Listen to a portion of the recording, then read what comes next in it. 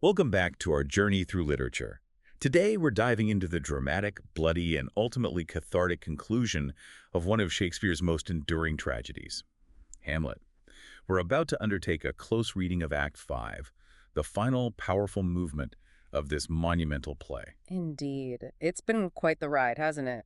We've journeyed with Hamlet through his initial profound grief and that gnawing suspicion back in Act 1. Yeah, then the feigned madness, the ghost. Right. Witnessed his bewildering feigned madness, the shocking revelation of his father's murder by Claudius, and of course, the devastating tragic downfall of Ophelia. And Hamlet himself shipped off to England almost killed. Exactly. We followed Hamlet's perilous journey to England, fraught with betrayal and near death, especially after the accidental killing of Polonius. Now, as we arrive at Act 5, all these intricate threads that have woven through 4 acts of betrayal, madness, vengeance, they all converge. It all comes together. Yeah, this is where the stage is cleared and the play's inevitable and, well, often brutal resolution unfolds. Think of this act as the ultimate unwrapping the denouement, where every single one of those tangled plot threads suddenly snaps into place, bringing the whole messy story to its inevitable bloody close. Right, the tying up of loose ends. Mm-hmm. It's a moment of profound consequences, delivering a raw form of justice and ultimately restoring a semblance of order to Denmark, albeit at a devastating, almost unimaginable cost. Get ready, because the final moments of this play pack a punch that echoes through centuries. We're not just reading the text today, we're kind of sifting through centuries of critical thought, exploring insights from performance history, and even touching on psychological analyses that illuminate why this act resonates so deeply with us. Okay, so Act 5, Scene 1. We open not in the grand, claustrophobic halls of Elsinore or on a ship bound for England, but in Graveyard. It's a striking, almost jarring shift in setting and tone, isn't it? What exactly is unfolding here? It's absolutely deliberate and profoundly impactful. Yeah. This scene begins with 2 gravediggers, traditionally referred to as clowns in Shakespearean texts. Right, the comic relief, sort of. Sort of, yeah, though it's often dark humor. They're literally digging a grave, but their dialogue is anything but somber initially. They engage in this surprisingly philosophical, yet, undeniably morbidly humorous conversation. What are they actually talking about? Well, they're debating profound questions. The nature of death itself, the morality and legalities of suicide, specifically Ophelia's, though her name isn't mentioned right away, and even the strange social status one holds or loses in the face of death. It's quite macabre given their job. Now, Hamlet and Horatio, they've just returned to Denmark. After Hamlet escaped the whole England plot. Exactly, after Hamlet's ship was miraculously intercepted and he turned the tables on Rosencrantz and Guildenstern. So, they observed this grim work from a distance, initially unseen. The gravedigger unearths various skulls as he works, which of course prompts Hamlet to embark on some of the play's most poignant and enduring reflections on mortality. Ah, the skulls. Mm-hmm. The scene then takes a dramatic, gut-wrenching turn when Ophelia's funeral procession finally arrives.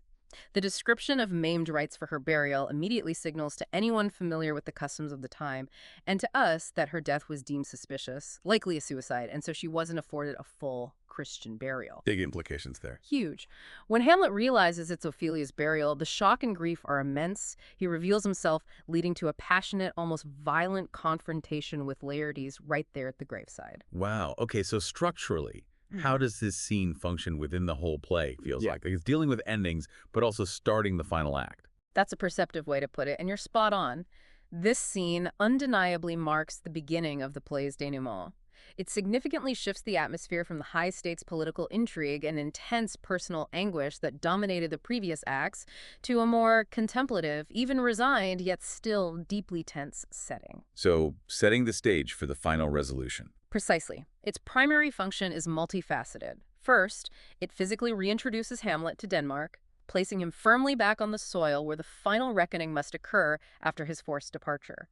This return provides the crucial platform for him to engage in a new kind of reflection, not just on his own existential dread, but on universal themes like mortality and the inherent impermanence of all life. Themes that have been there all along, but now they're front and center. Exactly. These ideas have been swirling throughout his mind, but now, confronted directly and physically through these unearthed skulls, they take on a new, unavoidable weight.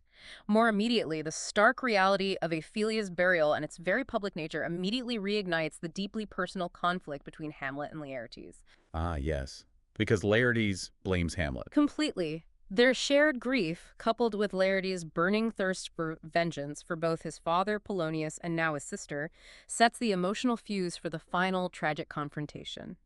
It's truly the calm before the storm, but a calm imbued with the profound, inescapable weight of what is to come. It's Shakespeare telling us the final pieces are now on the board, and there's no turning back. You mentioned Hamlet's transformation earlier. What's the biggest shift you observe in his character in this scene, especially after his time away?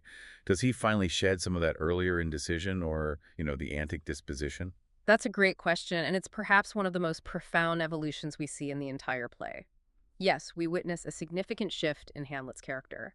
He's moving from a prince often paralyzed by thought to one who, while still deeply reflective, seems to have found a newfound, almost stoic acceptance. Acceptance of what, exactly? Well, his philosophical ponderings as he holds Yorick's skull show a remarkable maturity and, crucially, an acceptance of death's inevitability. This is a stark contrast to his earlier anguish, his existential dread, and that notorious indecision we've seen him wrestle with.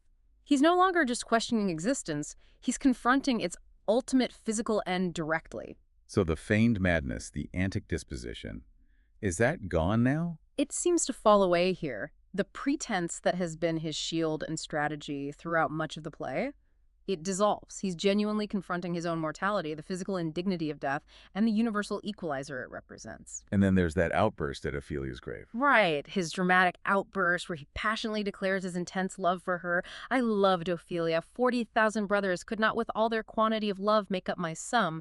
That's another pivotal moment. It's raw, it's visceral, and it reveals a depth of emotion that has often been masked or distorted by his calculated madness or his cruel words to her earlier. It humanizes him again, maybe. Definitely. It pulls back the veil on his true feelings and highlights the profound burden of his grief, which is clearly genuine despite his earlier harshness.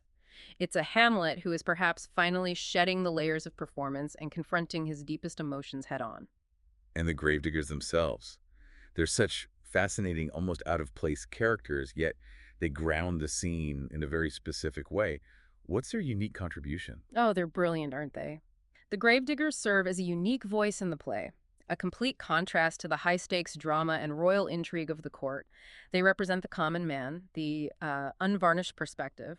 They're a masterclass in Shakespearean comic relief, but it's a humor born from wit and morbidity. Morbid humor, for sure. Yeah, their practical, almost cynical approach to death, casually tossing skulls, debating the legalities of suicide, and their detached debate about Ophelia's Christian burial provide a grounding, unromanticized perspective on mortality.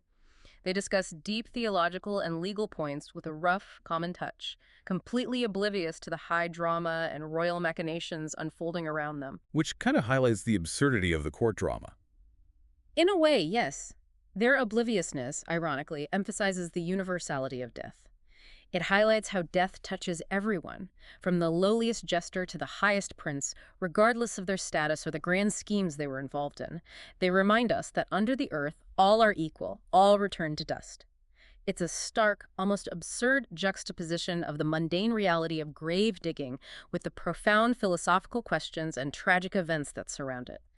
They're a breath of grim, fresh air, cutting through the courtly pretense and reminding us of the ultimate, unavoidable truth. So while Hamlet is meditating on skulls and confronting his love for Ophelia, we also see a stark contrast in grief with Laertes.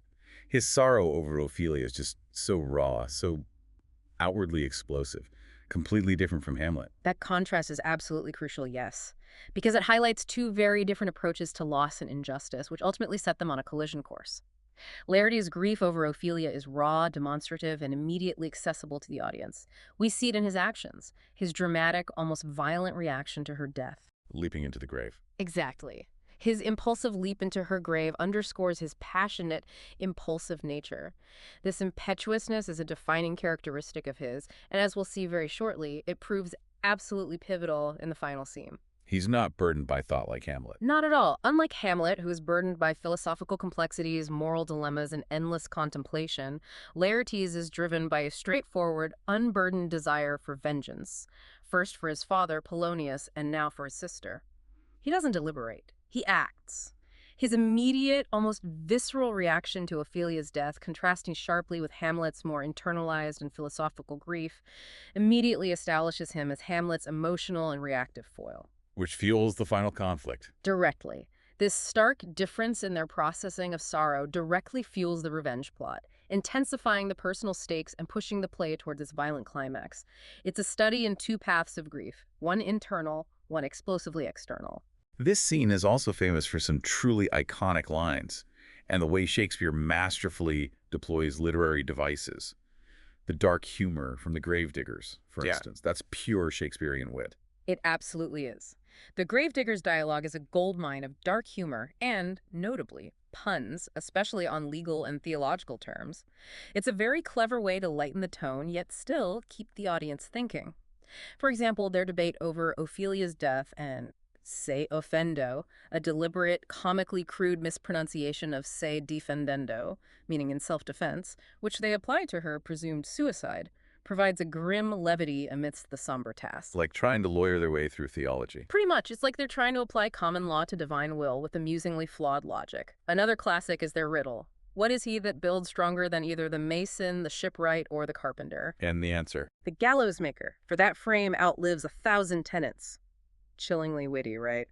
It highlights their cynical view of life and death, reducing all human endeavor to the grim certainty of the executioner's work. It's a stark, unsettling, yet undeniably funny commentary on human mortality from the most unexpected source. And then the profound imagery of decay and transience, especially when Hamlet holds Yorick's skull. It's such a powerful, almost unsettling image. What makes that moment so profound? It's an image that just sears itself into your mind, isn't it?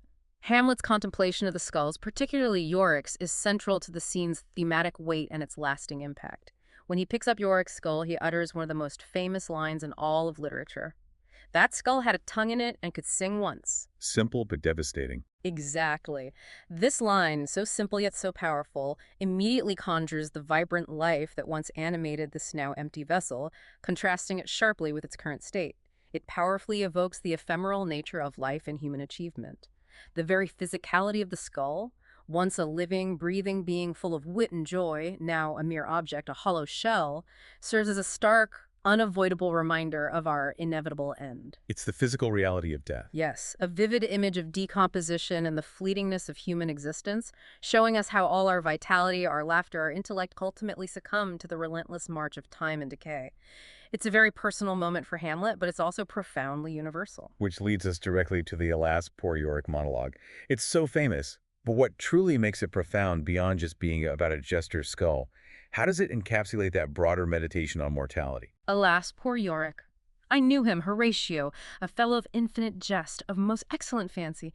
He hath bore me on his back 1,000 times, and now how abhorred in my imagination it is. My gorge rises at it. Here hung those lips that I have kissed, I know not how oft. Where be your jibes now, your gambols, your songs, your flashes of merriment that were wont to set the table on a roar? Not one now to mock your own grinning. Quite chapfallen. It's so visceral. It really is. This isn't just about Hamlet mourning a forgotten jester. This is a profound meditation on mortality that transcends the personal. Hamlet confronts the universal fate that awaits all, regardless of their former vivacity, their status, or their power. The monologue highlights death as the great equalizer, reducing everyone from a king's jester who once brought laughter to a castle to even a mighty emperor to mere dust. Using that stark imagery again. Vivid imagery, yes, contrasting the vibrant, living body that once was with the decaying, chapfallen, meaning jaw-dropped, but also downcast or dejected reality of the skull. It forces him and us to grapple with the physical indignity of death, the idea that all our grand achievements and even our very physical forms are transient. It's brutal yet oddly comforting in its universality. We all face the same end. He then expands this thought to even greater figures in history, making a powerful analogy that truly brings home the universality of death. Yes, he broadens his philosophical lens from the personal, Yorick, to the historical and the monumental. He extends his thoughts on decay to the most powerful figures, drawing a striking analogy to show that no one escapes this fate. He reflects, "Imperious Caesar, dead and turned to clay, might stop a hole to keep the wind away." Wow, Caesar used to patch a wall. Think about the sheer power and influence of Julius Caesar. The greatest Roman emperor, reduced to a handful of dust, perhaps used to literally patch a hole in a wall. This line starkly underscores the universal fate that awaits even the most powerful and revered, reinforcing the theme of life's brevity and death's ultimate, unchallengeable dominion. From the lowest jester to the mightiest emperor, all return to dust. A deeply humbling thought. It is. It strips away all pretense of human exceptionalism in the face of death. And then, Laertes' reaction to Ophelia's death is described with such intense, almost over-the-top language. It almost feels like a deliberate foil to Hamlet's more internal reflection. You've hit on a key point there. It absolutely serves as a deliberate dramatic foil. Laertes' grief is expressed with powerful, almost hyperbolic language. His declaration, "Oh, trouble, woe, fall 10 times trouble on that cursed head, whose wicked deed thy most ingenious sense deprived thee of." That's not subtle grief. Not at all. This isn't just sadness. It's a furious accusation, a public lament, and a dramatic vow of retribution, aimed squarely at the one he blames for Ophelia's demise. This hyperbolic expression of grief immediately establishes him as Hamlet's emotional and reactive opposite. Where Hamlet often withdraws into philosophical contemplation, Laertes externalizes his pain with a raw, almost operatic intensity. Setting up their confrontation. Exactly. It sets the stage for their direct, often violent confrontation driven by their shared, yet differently expressed quest for revenge. It's a testament to how human emotion, particularly grief, can manifest in wildly different yet equally potent ways. This entire scene is drenched in thematic resonance. Let's start with what feels like the most obvious and powerful one: mortality and the human condition. This is undoubtedly the dominant, overarching theme of Act 5, Scene 1. The scene forces both the characters, especially Hamlet, and us, the audience, to confront the raw physical reality of death and the inherently ephemeral nature of human life. Through the unearthed skulls and Hamlet's profound reflections, Shakespeare strips away the grandeur and illusion of human existence, revealing the common, ignoble end that awaits all. The great equalizer. Precisely. It's a humbling and unavoidable truth. All paths lead to the grave, and all bodies return to dust. It underscores that for all our aspirations, our power, our beauty, and our struggles, we are ultimately mortal. It makes you think about what truly lasts beyond our physical existence, doesn't it? It's a moment that reminds us that beneath the crowns and the jester's caps, we are all just flesh and bone, destined for the same quiet earth. The ongoing interplay between madness and sanity, which has been such a pervasive thread throughout the play, continues here, especially concerning Ophelia's death. How does this scene add another layer? It adds a crucial tragic layer. Ophelia's doubtful death, officially attributed to her madness, combined with Hamlet's own madness, which has been so ambiguous, right? A complex blend of feigned and perhaps genuinely tormented states. Right, we never fully know. Exactly. It creates a very complex interplay of sanity, mental fragility, and societal judgment.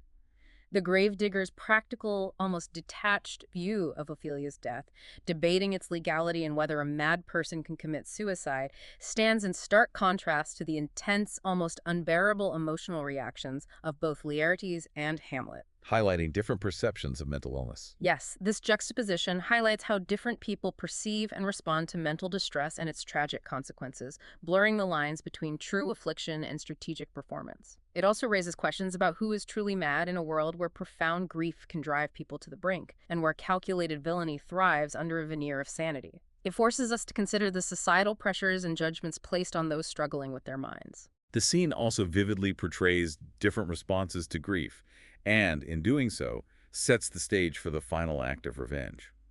We see Hamlet's introspection contrasting with Laertes' explosive public display. Absolutely. The scene powerfully portrays these contrasting responses to grief, and it's a masterclass in character development through reaction. Hamlet's reaction is deeply philosophical and internalized, Wrestling with the big questions. leading to those poignant meditations on mortality and his own existence. He's wrestling with the universal implications of death. In contrast, Laertes' response is an explosive, public display of raw emotion and furious accusation. He leaps into the grave, demanding to be buried with her, overwhelmed by his sorrow and rage. So those different reactions fuel the final showdown. Directly. These differing expressions of sorrow, both deeply felt, serve to heighten the tension and directly set the stage for the final showdown between them. Their shared loss, but divergent paths of processing it, one introspective, the other intensely external and immediate, directly fuels the revenge plot for Polonius and now Ophelia, pushing the play towards its violent, unavoidable climax. It's a painful demonstration of how grief, when misdirected or uncontained, can become a weapon. And what about the theme of appearance versus reality, which has been so central to Hamlet from the very beginning? How does it manifest here, even in the details of a funeral? The maimed rites of Ophelia's burial are a clear, subtle, yet powerful manifestation of that theme. The truncated, incomplete ceremony indicates a public suspicion of suicide, which went against traditional Christian burial rites of the time. So what people see versus what might be true. Exactly. This highlights the tension between the official narrative or societal judgment of her death that it was suicide, and the underlying more complex and tragic truth of her mental state, her circumstances, and the pressures that led to her demise. Was it truly suicide, or was it an accident driven by a mind shattered by grief and betrayal? Shakespeare leaves it ambiguous, just as he has left so much else ambiguous. Mirroring the broader deception in the play. Perfectly. It mirrors the broader theme of deception and hidden truths that has permeated the entire play, where appearances are often manipulated to conceal darker, more inconvenient realities, and what is seen isn't always the full story. It reminds us to always question what lies beneath the surface. Okay, so after the emotional intensity and philosophical depth of the graveyard, we are thrust into the very culmination of everything. Act 5, Scene 2 is where it all happens, all the plots, all the characters, converging in a catastrophic finale. It's a whirlwind. It really is. This scene truly is the dramatic engine that brings all the tension, all the intricate plots, all the long simmering conflicts to their violent and complete end.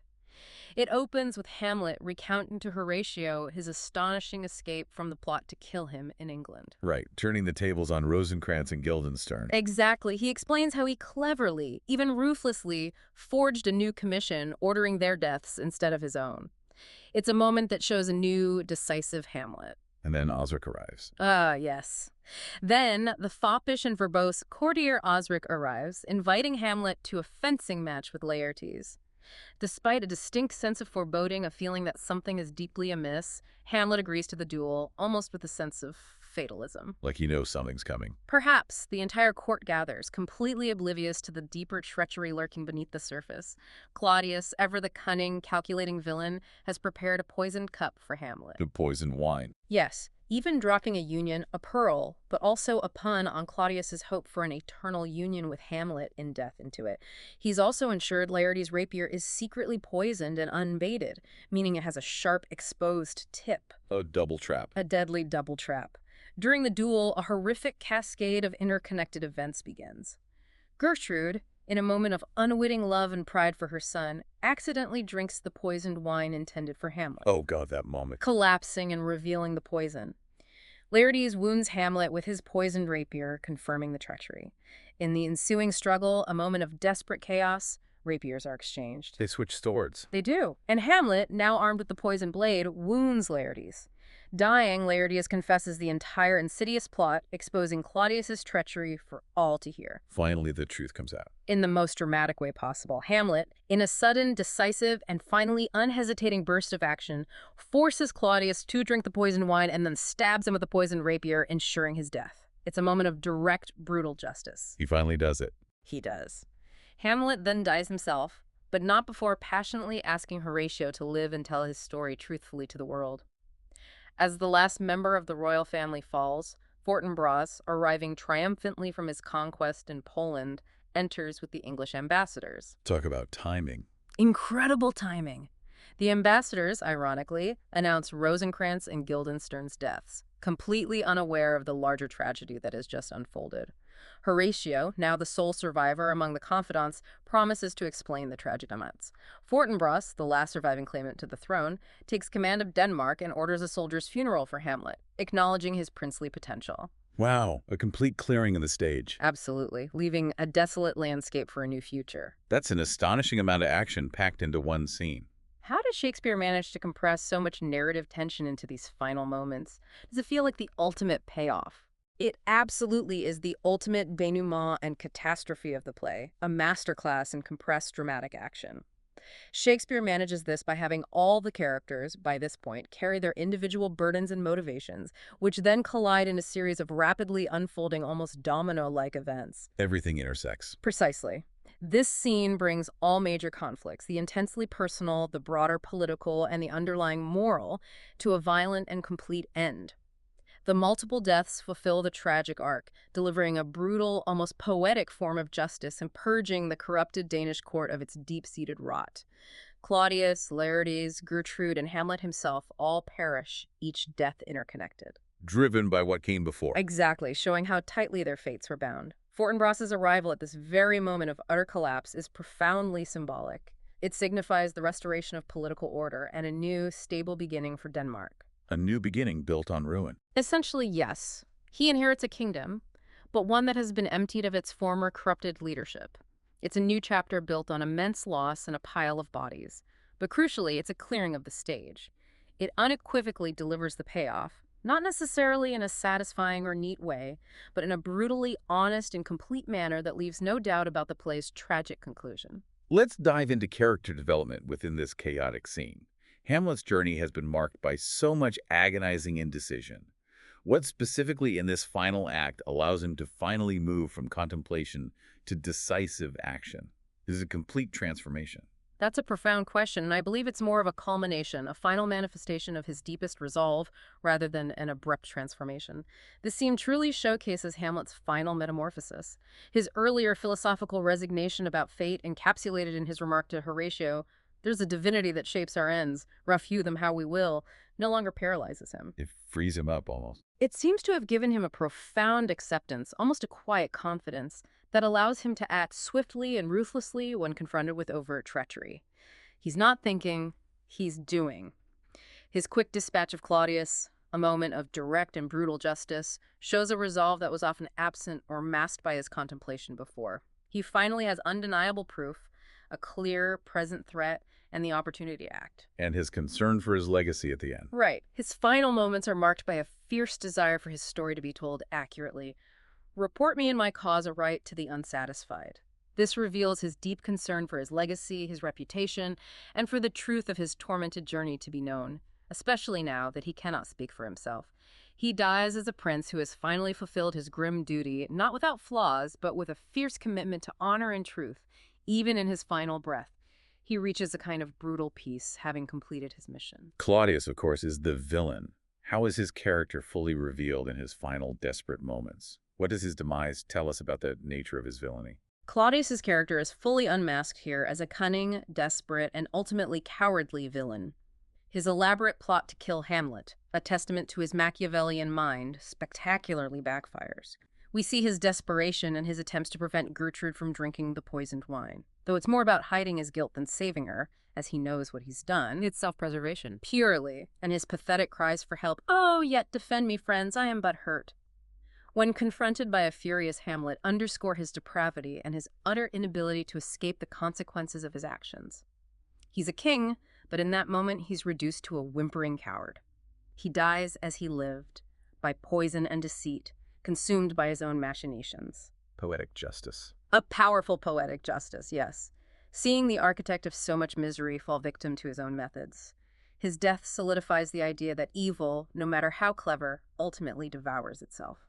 Laertes, in contrast, seems to undergo a powerful redemptive arc, doesn't he? It's a striking transformation. He absolutely does, and it's one of the most poignant character arcs in the entire play.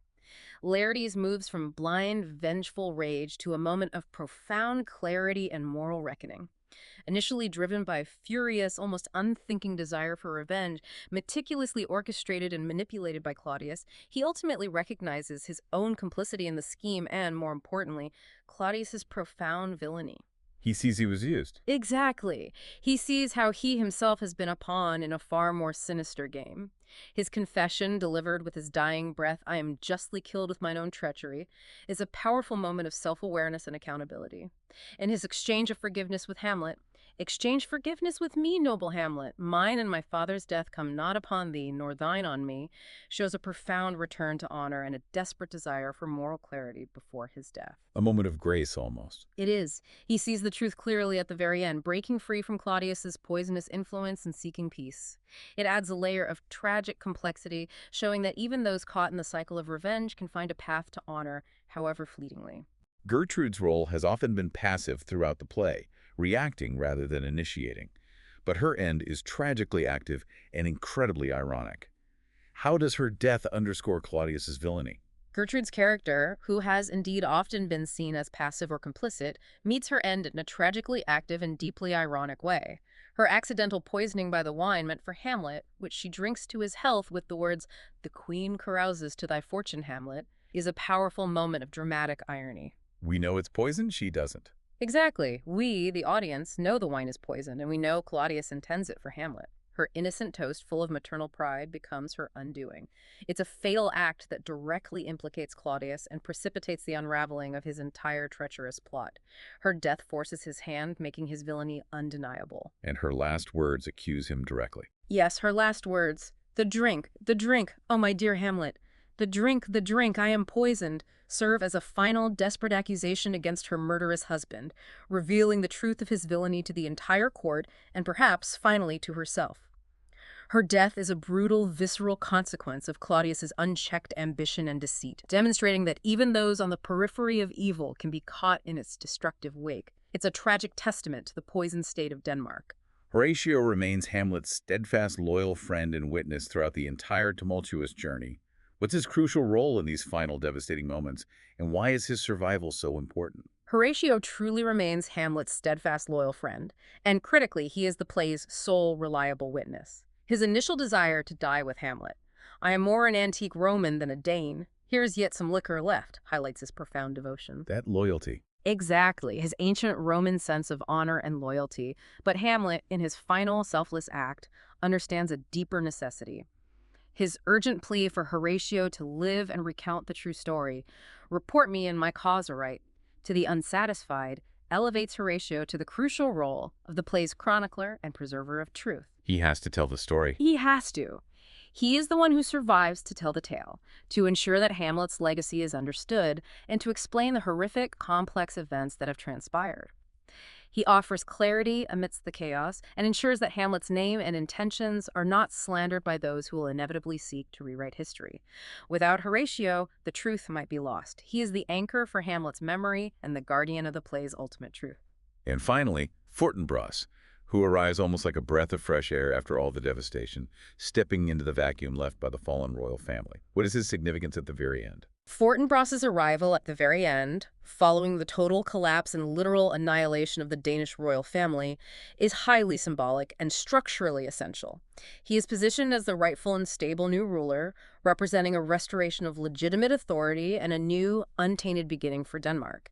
He walks into a scene of utter carnage. And brings order. Immediately, a sense of order and military discipline. His order for Hamlet to be borne like a soldier to the stage, for he was likely, had he been put on, to have proved most royal, offers a final external validation of Hamlet's princely potential. A recognition of what he could have been. Precisely. Despite Hamlet's tragic flaws, his inner nobility, his intelligence, and his capacity for greatness are affirmed by an outside, authoritative figure who knew nothing of the personal drama, but recognizes Hamlet's inherent princely qualities.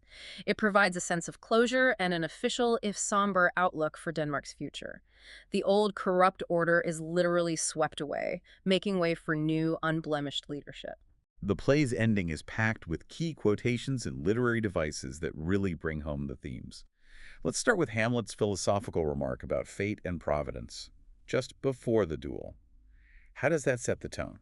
Hamlet's remark to Horatio, "There's a divinity that shapes our ends, rough hew them how we will," introduces a profound sense of acceptance and even predestination just before the fatal events unfold.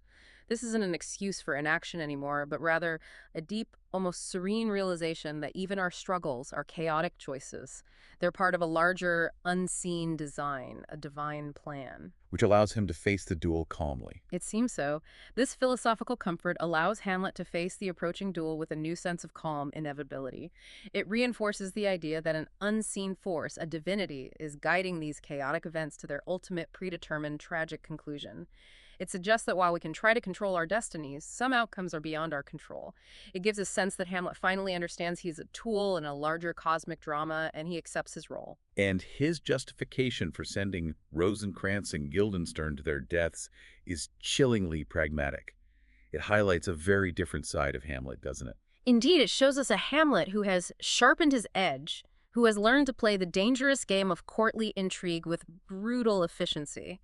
His calm explanation: "Why, man, they did make love to this employment. They are not near my conscience. Their defeat does by their own insinuation grow." Basically, they brought it on themselves. That's his view. This portrays Hamlet as increasingly decisive and, crucially, less troubled by morally ambiguous acts, particularly when those acts are in self-preservation against clear treachery. He views their demise not as his fault, but as a direct consequence of their own choices and their willing complicity in Claudius's murderous plot. He makes it clear that he holds no remorse for those who willingly became instruments of his enemy. A harder Hamlet. Yes, a Hamlet who has hardened, capable of swift and brutal judgment when necessary, no longer lost in philosophical debates about the morality of every action. He has learned to be a prince who protects himself. The entire final scene is practically dripping with dramatic irony. It's almost unbearable for the audience because we know so much more than the characters. It truly is a masterclass in dramatic irony, and it's what makes the scene so agonizingly tense. Claudius's elaborate plot, involving the poisoned rapier and the poisoned wine, is known to us, the audience, while Hamlet remains largely unsuspecting of the immediate specific threat. The Union Pearl, the unbaited sword, we know these are deadly instruments designed for murder, but Hamlet does not, which cranks up the tension exponentially. Especially Gertrude drinking the wine. Oh, that's the ultimate tragic irony. A direct and devastating consequence of Claudius's own treachery.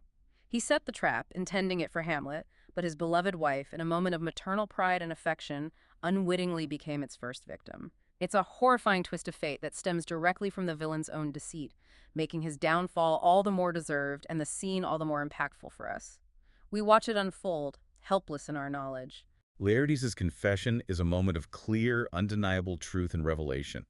It's almost as if, in his dying breath, he's finally shedding Claudius's manipulation. He is, absolutely. Right. Laertes' dying words are pivotal, serving as the definitive, undeniable unraveling of Claudius's insidious plot. It is here, Hamlet. Hamlet, thou art slain. No medicine in the world can do thee good. The king's to blame.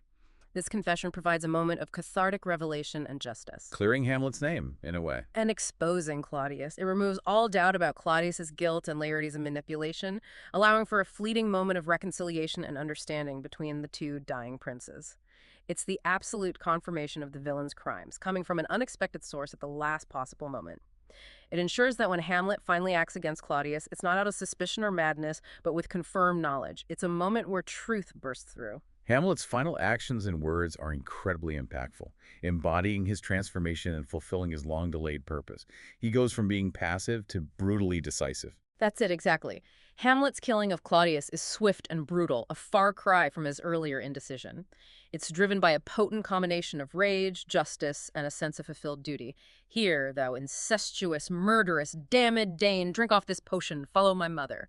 This is his direct, unhesitating revenge. Ensuring Claudius gets the same fate. By his own hand, yes.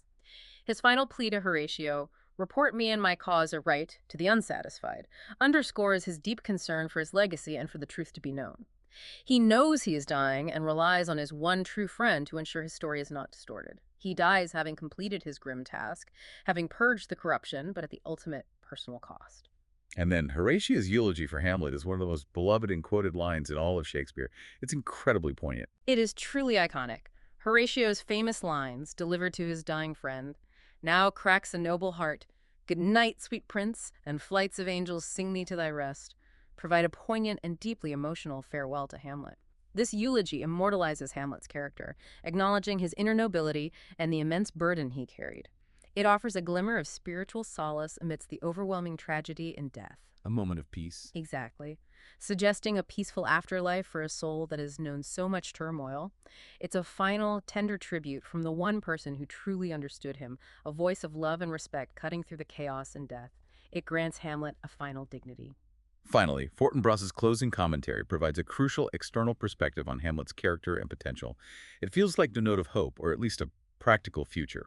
It does. Fortinbras's statement, "For he was likely, had he been put on, to have proved most royal," serves as a concluding judgment on Hamlet from an external, authoritative perspective.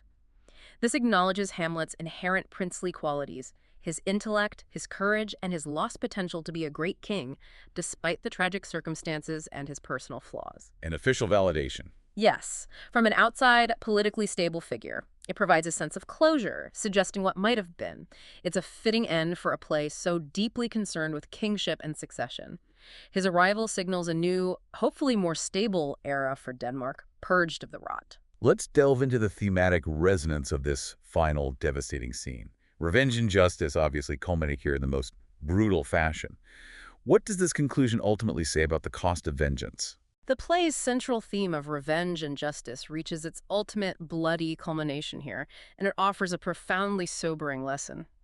The cycle of revenge, initiated by old King Hamlet's murder, finally consumes all the main characters. While the outcome is certainly bloody and chaotic, the deaths bring about a kind of cosmic justice, with the guilty, Claudius, receiving his just deserts, and even the manipulated Laertes and arguably Hamlet also meeting their end as part of the purging. A harsh justice. Very harsh, almost indiscriminate, but undeniably thorough. It powerfully illustrates that while revenge might purge, it rarely comes without an immense cost, often consuming the avenger along with the object of their vengeance. It's a stark reminder that violence begets violence. The theme of fate versus free will, too, finds its ultimate expression in this scene. It's as if all the characters' elaborate plans are ultimately subsumed by a larger path. Exactly. The rapid succession of deaths and the way Claudius's and Laertes' meticulously laid plans spectacularly backfire can indeed be seen as the ultimate manifestation of Hamlet's earlier thought. There's a divinity that shapes our ends. Despite all the characters' elaborate schemes and individual choices, the tragic outcome feels profoundly fated, illustrating the limits of human agency in the face of larger, perhaps predetermined forces. Were they masters of their fate or pawns? That's the question that leaves us pondering. Were they truly masters of their own destinies, or merely pawns in a larger cosmic drama, fulfilling a tragic destiny that was set in motion long before them? It's a powerful and humbling contemplation. And the notion of corruption and the restoration of political order, the something rotten in the state of Denmark that we heard about so early in the play, is finally brutally dealt with. Precisely. The something rotten is thoroughly purged through the deaths of the entire corrupted royal line. This complete annihilation creates a vacuum that Fortinbras's arrival then fills. His ascension symbolizes the restoration of a legitimate and stable political order after a period of intense chaos, moral decay, and bloodshed. A violent reset. It is. While the cost is immense, the ending offers a hopeful future for Denmark, implying that a new, untainted leadership will finally bring peace and stability. It's a cleansing that offers the potential for a fresh start. And underpinning all of this, beyond just abstract ideas, the pervasive theme of mortality is undeniable in Act 5, Scene 2. It's almost a physical presence by the end. It is. The sheer number of deaths in this final scene, Gertrude, Claudius, Laertes, and Hamlet, underscores the pervasive theme of mortality. Death is not just an abstract concept discussed by philosophers or gravediggers. It is presented as a tangible, brutal, and utterly final outcome for all the play's major figures. It drives home the fragility of life. Absolutely, and the inevitability of our end, leaving a powerful and lasting impression on us about the ultimate human condition. No matter how powerful or cunning, how loving or vengeful, all must eventually succumb to death. It's the ultimate equalizer, brought to life in the most visceral, unforgettable way possible. It forces us to confront our own finite nature. What a conclusion. Act 5 truly is the dramatic engine that brings all of Hamlet's complex motivations and the play's intricate plots to a head. We've witnessed the full circle of revenge, the poignant end of a prince, and the sweeping away of a deeply corrupted court. It's a breathtaking, tragic ride. It is indeed. This final act functions as the definitive denouement, but not in a neat or tidy way. By its end, the entire royal line of Denmark has been annihilated. Not cleanly. Not at all. Not by a single clean act of justice, but through a chaotic unraveling of interwoven plots and counterplots. Justice, in its rawest form, is delivered, though it consumes almost everyone involved. The key change is the absolute cleansing of the poisoned state, paving the way for Fortinbras to inherit the kingdom, representing a fresh, untainted future for Denmark. The play's profound exploration of life, death, and vengeance ultimately concludes with a world emptied of its central figures, leaving behind only the faithful Horatio to narrate the tale and carry forward the painful truth. It certainly leaves you with a lot to unpack and a lot to ponder. So with the stage cleared and a new leader in place, what does Hamlet's tragic end teach us about the true cost of revenge and the enduring human struggle between action and contemplation? Does Shakespeare offer a definitive answer or simply hold up a mirror to the complexities of the human condition? That's the enduring question, isn't it? Thank you for joining us on this literary journey. If you're nodding along, help other curious minds discover these conversations too. Press like and subscribe.